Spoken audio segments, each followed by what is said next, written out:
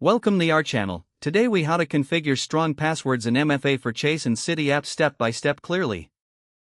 Start by opening the Chase or Citi mobile app on your device. If you haven't already, create an account or log in to your existing account. Navigate to the Settings or Account Security section within the app. Locate the option for changing your password. Choose a strong password that is at least 12 characters long. Incorporate a mix of uppercase letters, lowercase letters, numbers, and special characters. Avoid using easily guessed information like birthdays or common words. After entering your new password, confirm it by typing it again. Save the changes to update your password. Next, locate the Multi-Factor Authentication, or MFA, settings within the app. Select the option to enable MFA if it isn't already activated. Choose your preferred method of receiving the authentication code. Options may include text messages, emails, or authentication apps. If you select text messages or emails, enter the appropriate contact information. After you choose a method, the app may send a verification code to your selected method. Retrieve the code and enter it in the app to confirm your MFA setup. Once confirmed, save any changes you've made.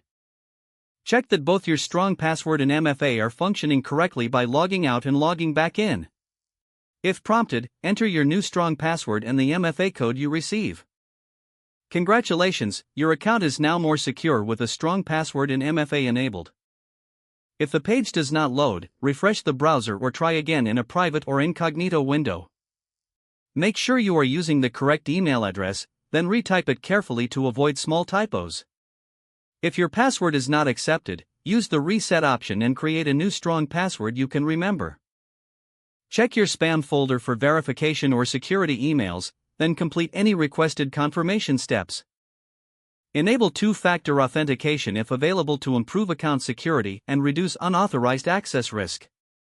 After signing in, review your profile details so your contact information and settings are accurate and current. If you see an error message, note it down and try again after restarting your device and internet connection. Log out when you finish, especially on shared devices, to keep your account and payment information secure. Don't forget to like this video and subscribe to our channel for more step-by-step tech guides.